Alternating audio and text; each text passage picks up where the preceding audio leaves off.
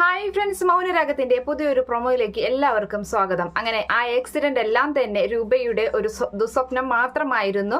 അങ്ങനെ രൂപ ചന്ദ്രസേനോട് പറയുന്നുണ്ട്, ഇനി ഒരു കാരണവശാലും മക്കളോട് ഈ ഒരു കാര്യം അറിയിക്കരുത് ചന്ദ്രേട്ട എന്ന് പറയുമ്പോൾ, ഞാൻ പറഞ്ഞില്ലല്ലോ എന്നെ അറിയിക്കാൻ എന്നൊക്കെ പറഞ്ഞ് അങ്ങനെ അവർ സമാധാനിക്കുന്നുണ്ട്.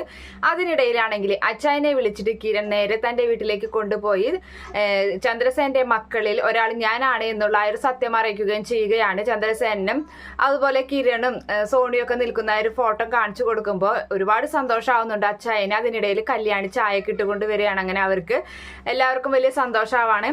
അപ്പോൾ ആ സമയത്ത് പറയുന്നുണ്ട്, എന്തായാലും ഇനി ചന്ദ്രസേനന് ഭാര്യയുമായി അടുത്ത് എന്ന് പറയുന്നത് വെറുതെയാണില്ലേ, അങ്ങനെയാണെങ്കിൽ അയാൾക്ക് എത്രയും പെട്ടെന്ന് ഒരു കല്യാണം കഴിപ്പിക്കാം എന്നൊക്കെ പറയുമ്പോൾ കിരണ് അതിന് എതിർപ്പുണ്ടോ എന്ന് ചോദിക്കുന്നുണ്ട് അച്ചായൻ.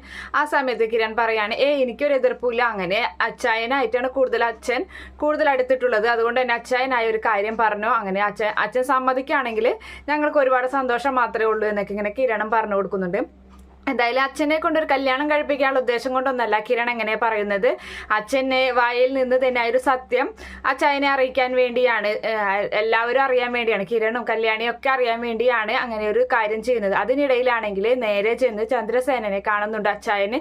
എന്നിട്ട് ഈ ഒരു കാര്യം പറയാണ്. അപ്പോൾ പറയുന്നുണ്ട്, ഞാൻ എൻ്റെ ഭാര്യയുമായിട്ട് അടുത്തിട്ടില്ല, അത് പോരെ നിങ്ങൾക്ക് എന്നൊക്കെ ചോദിച്ചിങ്ങനെ ദേഷ്യപ്പെടുന്നുണ്ട് ചന്ദ്രസേന. അതിനിടയിലാണെങ്കിൽ ചന്ദ്രസേനയും കൊണ്ട് ഒരു വീട്ടിലേക്ക് ഒരു പെൺകുട്ടിയെ പെണ്ണ് കാണാൻ വേണ്ടി ചെല്ലുകയാണ്. അച്ചായന്റെ പരിചയത്തിലുള്ള ഒരു പെൺകുട്ടിയാണ്. അങ്ങനെ അവിടെ ചെല്ലുമ്പോൾ ചന്ദ്രസേന ആകെ ഞെട്ടുന്നുണ്ട് ചായയുമായി വരുന്ന ആ പെണ്ണിനെ കണ്ടിട്ട്. അങ്ങനെ നമ്മുടെ കല്യാണിയും കിരണും മുഖത്തോട് മുഖം നോക്കി ചിരിക്കുകയൊക്കെ ചെയ്യുന്നുണ്ട്. അപ്പോൾ ഇതെല്ലാം തന്നെ ട്രാപ്പലാക്കാനുള്ള പരിപാടിയാണെന്ന് ചന്ദ്രസേന മനസ്സിലാകുന്നുണ്ട്. അവസാനം എന്തായാലും ചന്ദ്രസേനായ ഒരു സത്യം കിരണിനോടും കല്യാണിയോടും അതുപോലെ തന്നെ അച്ചായനോടും തുറന്നു പറയേണ്ട ഒരു അവസ്ഥയിലേക്കാണ് കിരൺ കൊണ്ടുപോയി കാര്യങ്ങൾ എത്തിക്കുന്നത്. Okay friends, bye, thank U.